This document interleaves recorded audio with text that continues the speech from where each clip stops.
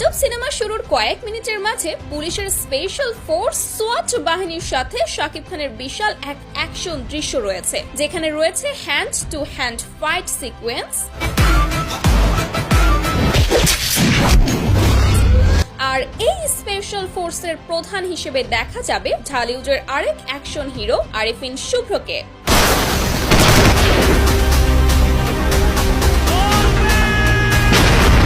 এছাড়া শাকিব খানের এসব সাম্রাজ্য ভেঙে গুড়িয়ে দিতে সিনেমার ইন্টারভেলে হাজির হবেন ঢালিউডের একসময়ের হিট নায়ক আমিন খান। তাকে এখানে খারাপ ডিবি পুলিশ অফিসারে দেখা মিলবে, যিনি খান সাহেবকে ধ্বংস করার জন্য এক নতুন মিশনে নামবেন। তাহলে আমার হাত থামে না, হাতে সময় কম, টাকার মালিক ওয়েট করছে, ওর হাতটাই আগে খুলে এনে দে।